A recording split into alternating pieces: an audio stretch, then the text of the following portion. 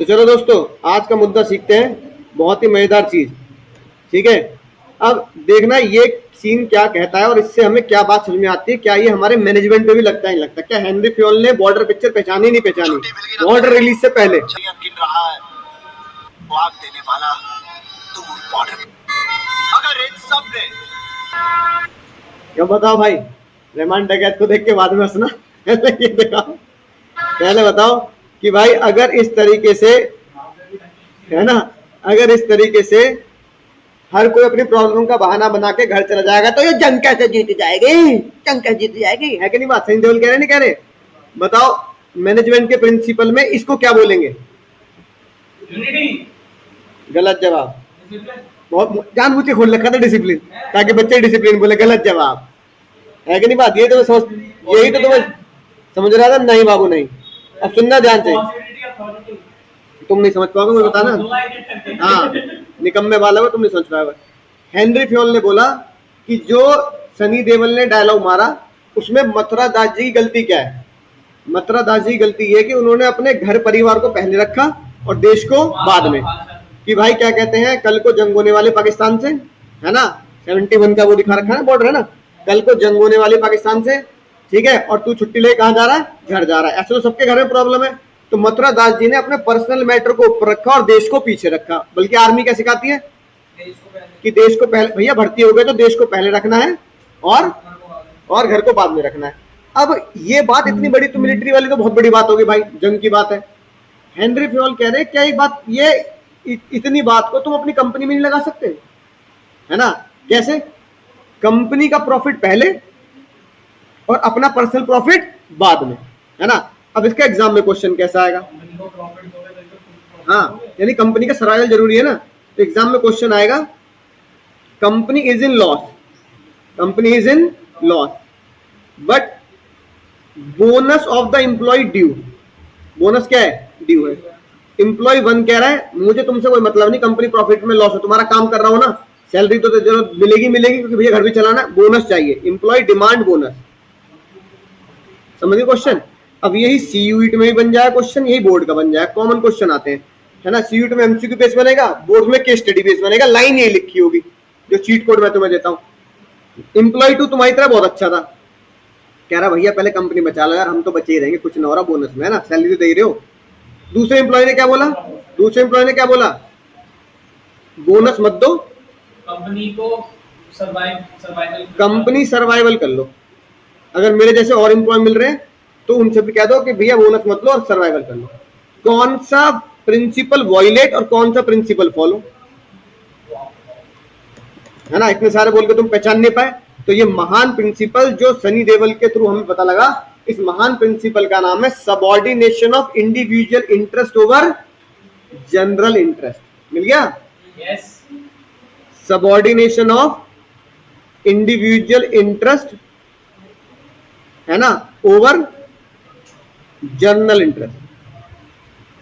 कि individual interest को subordinate करना है, छोटा रखना है, और जनरल इंटरेस्ट को बड़ा रखना है। तो हम बोलेंगे इस वाले प्रिंसिपल का इस क्वेश्चन में वायलेशन हुआ है और इसमें इस प्रिंसिपल को फॉलो किया गया, अप्लाई किया गया है। तो ये प्रिंसिपल कहता है कि अपनी कंपनी के हित को पहले रखो और अपने हित को बाद में रखो। Subordination of individual interest over general interest. ठीक है। दूसरा केस स्टडी कैसे बनेगी? दूसरी केस स्टडी बनेगी, सुनना ध्यान से। एक मैनेजर है, उसके छोटे भाई की दुकान उसी चीज की है जिसका जो कंपनी परचेज करती है। तो मैनेजर ने क्या किया, है ना, मार्केट रेट से हाई प्राइस पर, at high price, buy goods from younger brother या, है ना, फैमिली शॉप। कौन सा प्रिंसिपल वॉयलेट किया है? बोलो। अबे निकम्मो, यही तो किया है, ये प्रिंसिपल तो वॉयलेट किया है। अपने पर्सनल इंटरेस्ट से घर में तो पैसे जा रहा है भाई, छोटे भाई के पास जा रहा हूँ, बेटे के पास जा रहा हूँ, या परिवार में पिताजी के पास जा रहा हूँ, पैसा कहाँ जा रहा है? घर में। जो चीज दुकान पे 100 रुपए की मिल रही है, क्योंकि तुम कंपनी के मैनेजर हो, तुम्हें परचेज करने की क्या है? पावर है। तुम वही अपनी ही दुकान से 110 की खरीद रहे हो क्योंकि बिल कौन भर रहा है? कंपनी भर रही है ना, बिल कंपनी भर रही है। तुम्हारी जेब में तो बल्कि 10 रुपए एक्स्ट्रा ही आ रहे हैं, प्रॉफिट तो आ ही रहा है 100 रुपए का, ऊपर 10 रुपए एक्स्ट्रा आ रहे हैं। तो जब ये बात सामने आई तो पता लगा, हेनरी फ्योल ने बोला भाई इस प्रिंसिपल की बहुत बेइज्जती करी भाई तुमने। एक तो अपने बोनस को प्रायोरिटी दी, कंपनी को प्रायोरिटी दी, दूसरे वाले ने तो कंपनी का उल्टा क्या करा दिया, लॉस ही करा दिया। इन दोनों को बोलते हैं subordination of individual interest over, बोलो भाई, journal interest. Subordination individual interest over journal interest. ठीक है, अब पिछली बार की तरह ही अगर मैं ये प्रिंसिपल फॉलो करता हूं, पिछली बार की तरह ही अगर मैं ये प्रिंसिपल फॉलो करता हूं सबऑर्डिनेशन वाला, तो क्या पॉजिटिव इफेक्ट आएंगे, और अगर मैं ये प्रिंसिपल फॉलो नहीं करता तो क्या नेगेटिव इफेक्ट आएंगे? पॉजिटिव बोलो, ऑर्गेनाइजेशनल गोल अचीव्ड, ऑर्गेनाइजेशन गोल अचीव। ठीक है, दूसरा फायदा गुड रिलेशन, मतलब कंपनी को अपने एम्प्लॉय पे भरोसा होगा, बढ़िया एम्प्लॉय है, गुड रिलेशन, है ना। अगर कोई कह रहा ना ना मुझे तो बोनस चाहिए, मुझे नहीं फॉलो करना प्रिंसिपल, हेनरी फ्योल तो कुछ भी लिख के चला गया भाई, मुझे क्या मतलब है, मेरे को तो बोनस दे, तो organisational goal not achieve, organisational goal क्या नहीं हुआ, अचीव नहीं हुआ। और दूसरा negative, bad relation between management and labour, management का बेटे देख लेंगे तुझे भी, है ना, आज हम लॉस में चल रहे हैं तो हीरो बन रहा है ना, कल हम प्रॉफिट में आएंगे तो तेरा बोनस काटेंगे। ठीक है भाई, समझ में आ रही बात? बोलो हाँ सर, समझ गए प्रिंसिपल ये। अब जिस प्रिंसिपल से तुम धोखा खाए उस प्रिंसिपल को देख लेते हैं। नोट कर लिया, नोट करते हैं ना साथ साथ भाई, बहुत इंपॉर्टेंट चीज है ये क्वेश्चन तुम्हें सीयूईटी में मिलेंगे, ये क्वेश्चन तुम्हें बोर्ड में मिलेंगे, यही चीट कोड मिलेंगे, तुम हल्के में मत लेना ये जो मैं तुम्हें लिखवाता हूँ।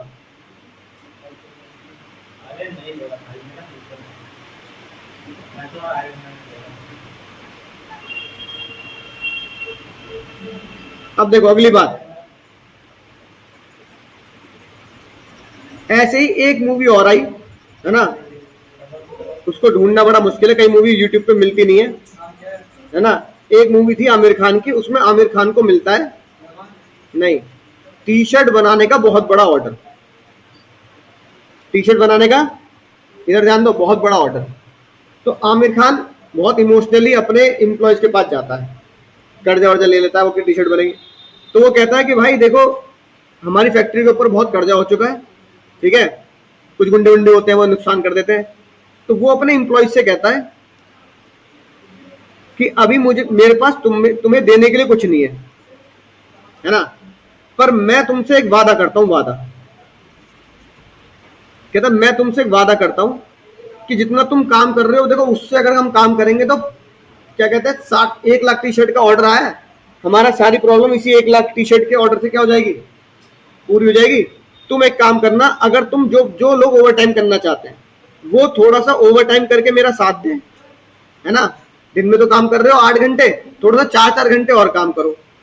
तो लेकिन तुम ये मत सोचना फ्री में करा रहा हूं, 8 घंटे की जो सैलरी वो तो दूंगा, 4 घंटे का 2x पैसा दूंगा, मतलब जैसे ये 8 घंटे, मतलब 1 घंटे के किसी को मिल रहे 100 रुपए तो कह रहा 8 घंटे का 800 दूंगा, हाँ, लेकिन जब 8 घंटे के बाद काम करोगे ना तो 1 घंटे के 100 की जगह 200 दूंगा तो 4 घंटे के 400 की जगह 800 बनेंगे। तो 12 घंटे काम करोगे तो 800 प्लस 800 1600 बनेंगे 12 घंटे के, 1200 की जगह 1600।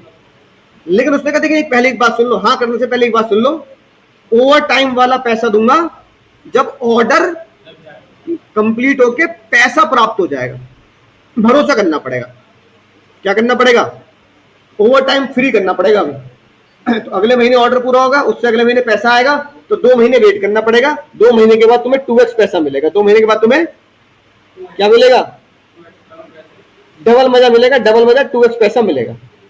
अब सुनना ध्यान से, question number 1, after 2 month Aamir Khan denied to pay 2x, Aamir Khan ने कहा 2x से दूंगा, 1x ही मिलेगा। दूसरा question number 2, Aamir Khan paid 2x as per his promise, which principle not followed, which principle followed? Subordination of jealousy. देवा रे देवा, तुम भाई बेइज्जती कराओगे, मेरी नाक कटाओगे। अगर मेरी नाक कट गई ना तुम्हारी नाक काट दूंगा मैं, सूपना का बना दूंगा एक को। इस प्रिंसिपल बोला गया डिसिप्लिन। क्या बोला गया? यार सर आप उल्टा पुल्टा कैसे कर दे रहे हो? ये लाइन से नहीं चल रहा है। तभी जानबूझ के किया मैंने, ताकि तुम दिमाग तो लगाते नहीं। क्या बनेगा? डिसिप्लिन।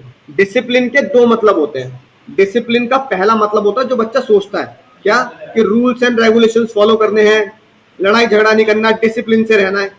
डिसिप्लिन का दूसरा मतलब होता है प्रॉमिस, वादा निभाना। वादा पूरा भी किसमें आता है?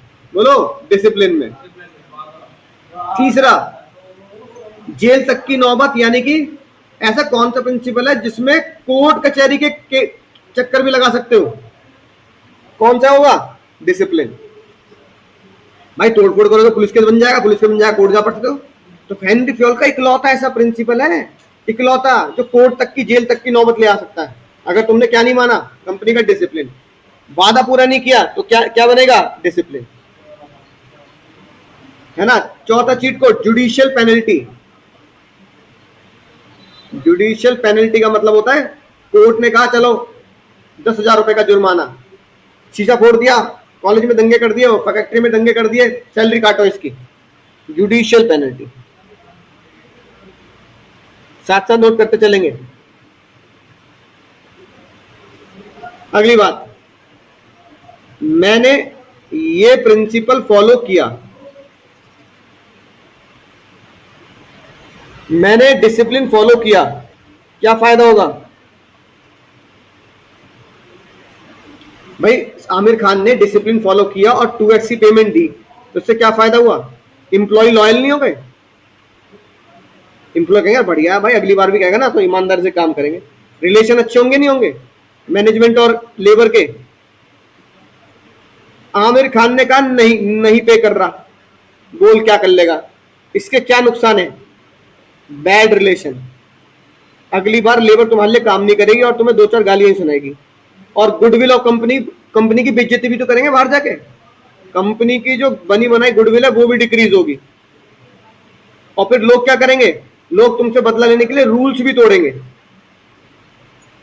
अरे जब वो खुद ही नहीं अपनी बातों से मुकर जाता है, जब वो खुद डिसिप्लिन फॉलो नहीं कर रहा तो हम क्यों करें? रूल भी तोड़ेंगे।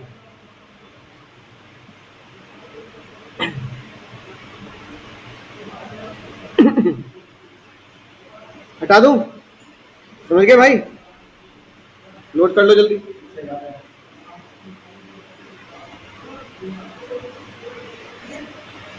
ये इस तरह के क्वेश्चन एग्जाम में देखने के लिए मिलेंगे। अगला केस कहता है एक एम्प्लॉय है, वो सेल्स मैनेजर से भी ऑर्डर ले रहा है और फाइनेंस मैनेजर से भी। Mister X received order from sales manager as well as from finance manager. Which principle violate? पक्का? हाँ, ये सही दिया है ना। Unity of command violate. और इसी को बोलते हैं मिलिट्री रूल। क्या बोलते हैं? लिख लो, इसी को बोलते हैं मिलिट्री रूल। क्या बोलते हैं? मिलिट्री। ये रूल हेनरी फ्योल ने मिलिट्री से निकाला, क्योंकि मिलिट्री में ही ये चलता है कि भैया एक सिपाही होगा तो वो उसका एक ही बॉस होगा, ये नहीं कि भैया उससे भी ऑर्डर लेना, उससे भी ऑर्डर लेना। सिपाही को कंफ्यूज मत करो, ठीक है? बोलो भाई, अब पॉजिटिव बोलो। एक ही बॉस होगा कंपनी में और एम्प्लॉय को एक ही बॉस से ऑर्डर लेने हैं। नो कंफ्यूजन, कोई कंफ्यूजन नहीं है, उसे पता किससे ऑर्डर लेना है, किसको रिपोर्ट करना है, और एफिशिएंसी बढ़ेगी, एफिशिएंसी इंक्रीज। अगर यूनिटी ऑफ कमांड फॉलो नहीं हो रहा तो क्या नेगेटिव है? Confusion create. एम्प्लॉय हमेशा कंफ्यूज रहेगा, पहले किसका काम करूं, पहले किसका काम करूं, और डिले होगा नहीं होगा। फाइनेंस मैनेजर कह रहा है ओ भाई, ओ भाई, और एम्प्लॉय सुनना बंद कर देंगे और उसको मिलकर देने लग जाएंगे। है ना? नहीं, वो डिले डिले वो कह रहा है भैया मैं प्रोडक्शन मैनेजर करूं या पहले सेल्स मैनेजर करूं।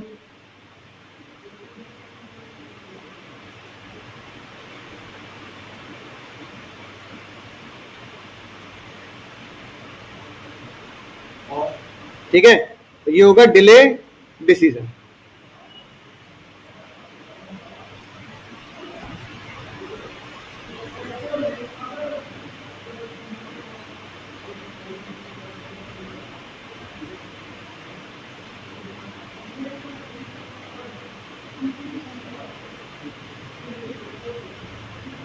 चलिए पड़ा हो गया, पूरा पड़ा मुझे नहीं नहीं, पूरा नहीं होगा, कोई तो और है। ठीक है, समझा के बात? अच्छा ये बताओ, ऐसी कंपनी बताओ, नोट कर लिया, ऐसी कंपनी बताओ जो 2 प्रोडक्ट बनाती हो। यहाँ चलो ऐसी होंडा ले ले। होंडा क्या बना रही है? कार और टू व्हीलर कार भी बना रही है और तो चलो होंडा ले लेते हैं। होंडा होंडा वाले कह रहे हैं एक है हमारी होंडा सिटी कार और एक है होंडा एक्टिवा स्कूटी। अब तुम खुद सोच के बताओ, कार का एड और स्कूटी का एड एक साथ हो जाएगा? होंडा सिटी आ रही चमचमाती हुई, लग्जरी फील लेते हैं, वहां से निकल, वहां से है ना क्या कहते हैं, बिल्कुल कोट वोट टाई वाई पहन के हीरो बन के भैया बंदा उतर रहा है कि भाई बिल्कुल वर्ल्ड क्या होता है सीईओ टाइप कंपनी का, जैसे सीईओ गाड़ी से उतरता है, स्कूटी आती है, ये ले ले आ, छोड़ दूं तुझे आगे छोड़ दूं। क्या ऐसा मिक्स कर सकते हैं? बोलो, कर सकते हैं क्या?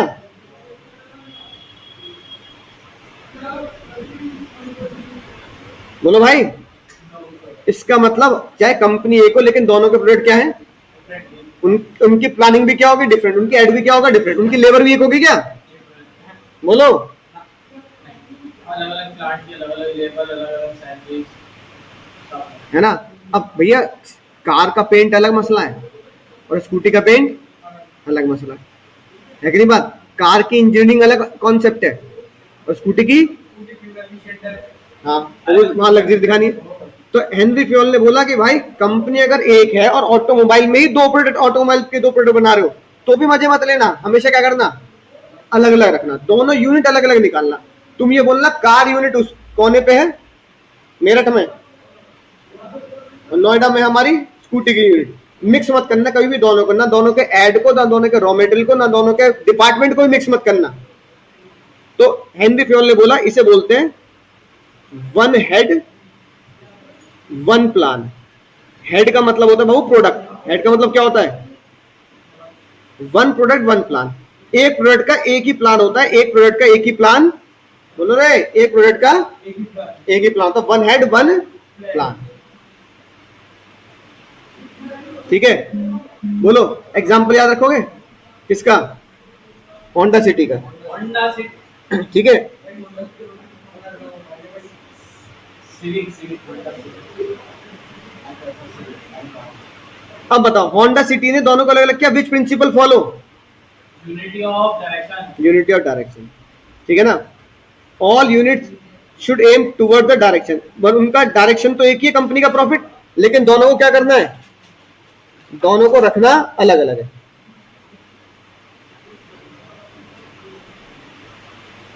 बात समझ आ गई? अब ये बताओ अगर मैं यूनिटी ऑफ डायरेक्शन फॉलो करता हूं तो क्या फायदा होगा? हाँ मैंने दोनों का अलग अलग किया है, और क्या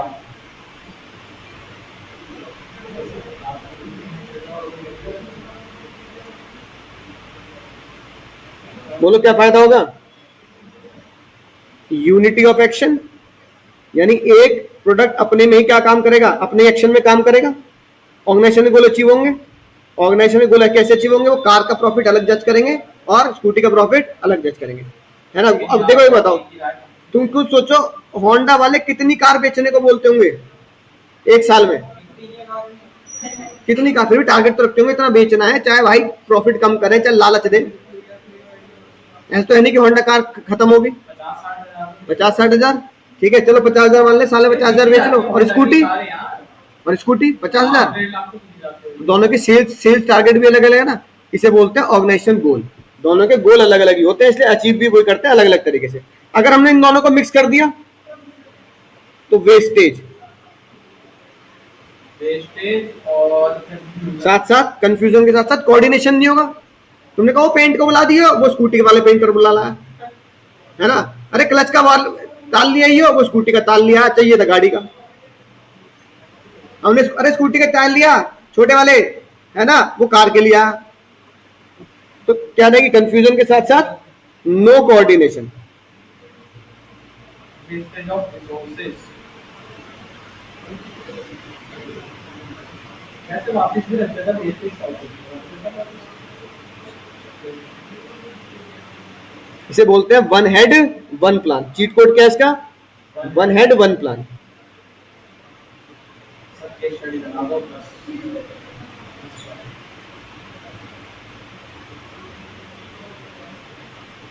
ठीक है, अगली एक केस स्टडी तो करा रहा हूं। अगली केस, अगला केस देखो। टॉप लेवल मैनेजमेंट ने डिसाइड किया, top management decided 10% discount is given by company manager, नहीं सॉरी मैनेजर नहीं, salesman.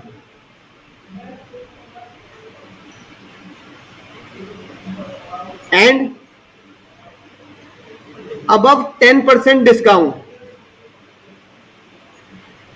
given by manager, which principle follow? Which principle follow? Question पढ़ के थोड़ा अंदाजा लाओ किस क्या प्रिंसिपल फॉलो किया गया है।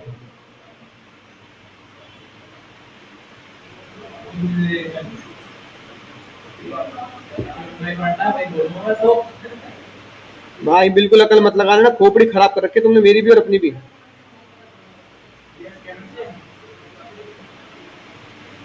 बोलो।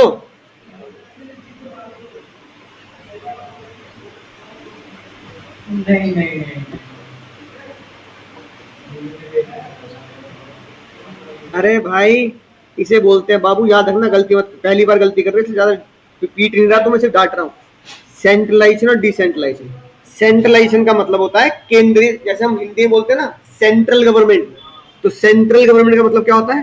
केंद्रीय सरकार। कुछ चीजें सेंट्रल गवर्नमेंट करेगी जो टॉप लेवल, और फिर एक होता है स्टेट गवर्नमेंट, राज्य सरकार, उसे बोलते हैं डिसेंट्रलाइज। अपने यूपी के बारे में योगी जी देखेंगे भाई, है ना, सेंट्रल गवर्नमेंट देखेगी पूरे इंडिया के बारे में, बात समझिए ना।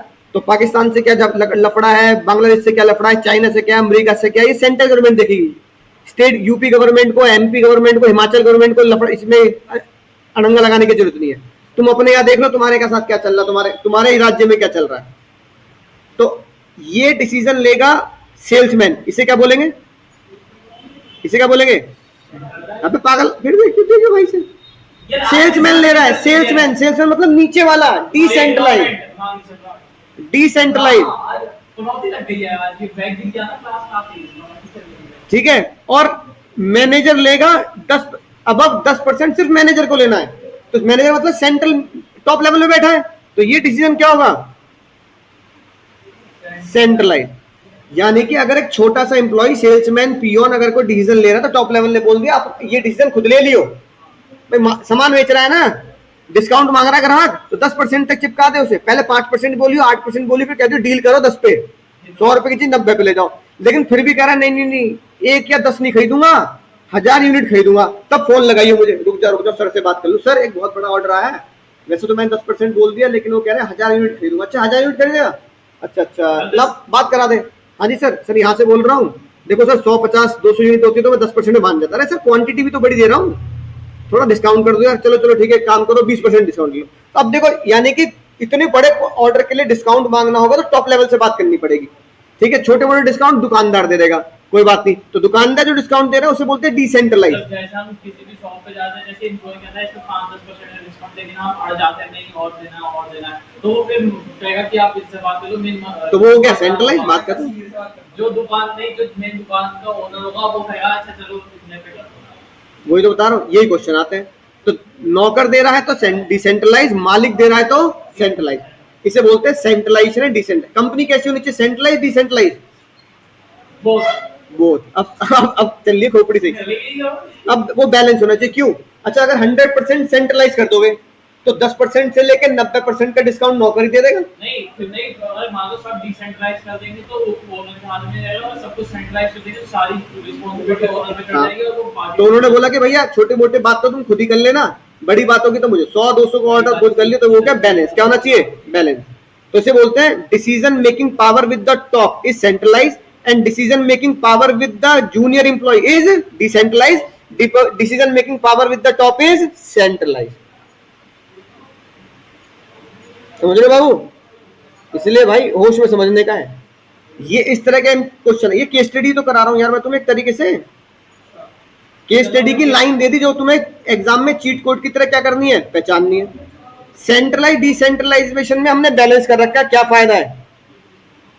डिसीजन अर्ली होंगे नहीं होंगे? बोलो हाँ। हाँ तो जल्दी डिसीजन ले लोगे। सेल्समैन खुद ही ले लेगा, अरे अच्छा 10% तो मैं ही दे दूंगा यार, बॉस से पूछने की जरूरत नहीं है ना। दूसरा, मोटिवेट होगा एम्प्लॉय कि यार सेल्समैन होने के बावजूद भी मुझे बेचने के लिए पावर दे रखी है कि भाई अपने हिसाब से ग्राहक को पटा लियो। मोटिवेटिंग एम्प्लॉय है ना। As employee takes self decision, क्योंकि एम्प्लॉय क्या ले रहा है? Self decision.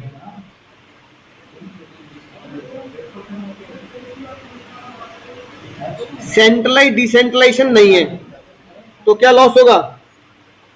अगर 100% तुमने डिसेंट्रलाइज कर लिया, डिसेंट्रलाइज, तो क्या लॉस होगा भाई? ज्यादा पावर दे दोगे डिसेंट्रलाइज तो कंपनी बेच के खा जाएंगे लोग। बोलो, तो क्या करेंगे? मिसयूज करेंगे। और दूसरा नुकसान, और 100% सेंट्रलाइज कर दिया तो नहीं, डिले। डिसीजन और 1-2% के डिस्काउंट के लिए भी बॉस को कॉल करते रहोगे, मुंबई कॉल जाएगी भाई।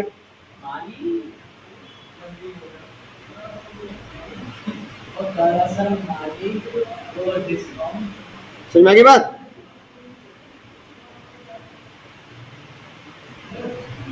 अगली बात जो सच्ची घटना है, सुंदर पिचाई की सैलरी। अरे यार तुमने बड़ी जल्दी पहचान लिए। ये तो खैर बच्चे पहचान लेते कि मैं पहली क्लास में डिस्कस करता हूँ, है ना। मैंने बता भी दिया तुम्हें। सुंदर पिचाई की सैलरी है बाबू 2000 करोड़ रुपए अप्रोक्सीमेट साल की। ठीक है, यानी कि वो 150 करोड़ रुपए से ज्यादा महीने का कमाते हैं। 150 डिवाइड बाय 30, 150 डिवाइड बाय 30,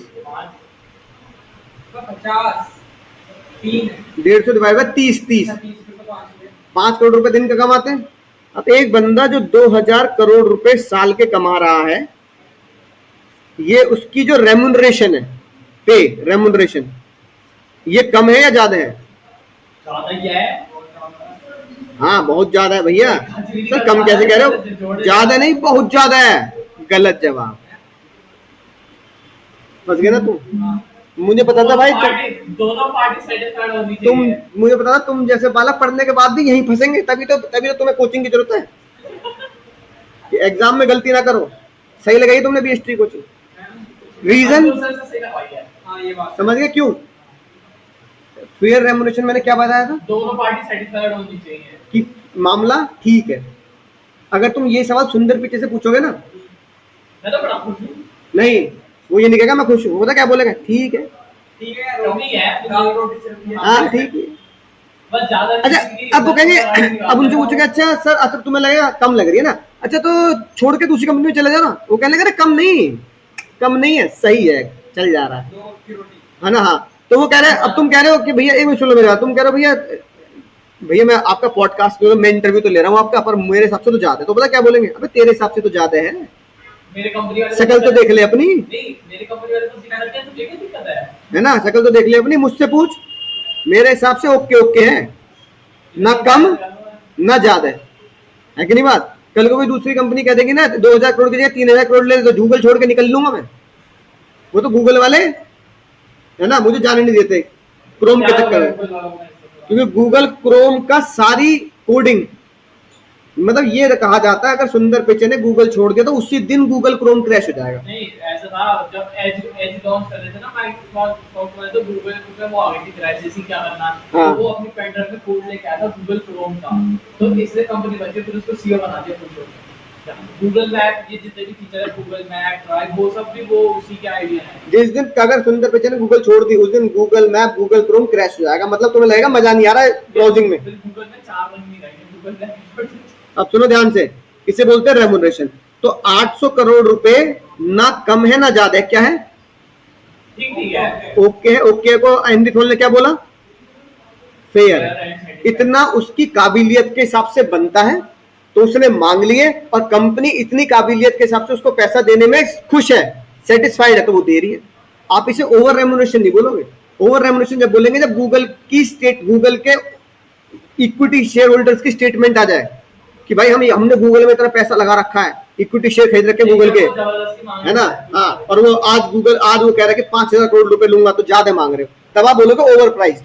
अभी वो ओके प्राइस्ड है, लेकिन ये बात, और कम भी नहीं है। तो इसका मतलब fair remuneration country to country, पहली क्लास में तुम्हें यही समझाया था, fair remuneration country to country, person to person, work to work और स्केर्सिटी टू स्केर्सिटी बदल जाती है। एक काम पाकिस्तान में 200 रुपए का हो रहा है तो इंडिया में 500 का होगा, अमेरिका में 5,000 का होगा। मैंने तुम्हें एग्जांपल दिया था। और सीरिया जैसे आतंकवादी देश में चले गए, है ना, और वहां पर क्या कहते हैं वो काम, ठीक है, उतना ही महंगा होगा। तो प्लम्बर रेगिस्तान में ज्यादा पैसे लेगा, और जहां पानी ही पानी है वहां थोड़े शायद कम पैसे लेगा, हरिद्वार में थोड़े कम पैसे लेगा ना। बात समझ में? अब फेयर रेमुनरेशन दे रही है गूगल फेयर रेमुनरेशन दे रही है। सुंदर पिचई की और गूगल की नजरों से बताओ फायदा क्या है इससे? दोनों satisfy, high motivation of both the party. दूसरा, एम्प्लॉय लॉयल रहेगा। मोटिवेशन कहां से आ गया सर इसमें?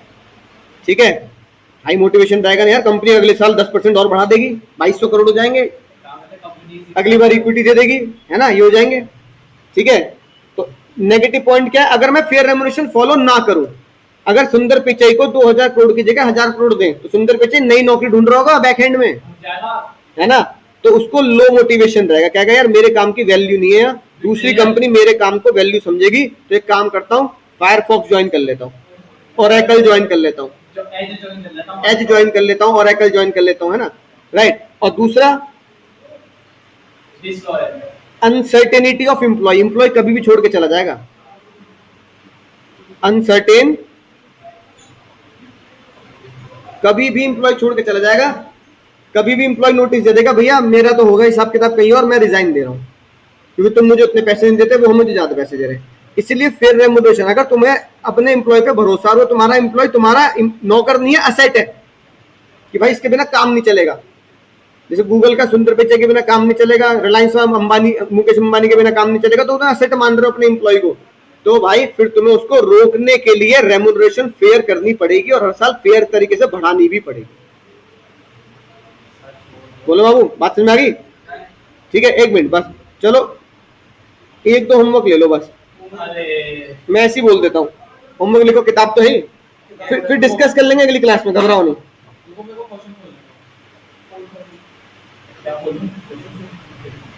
एक करना क्वेश्चन 20 डिस्कस करेंगे अगली क्लास में, घबराओ मत।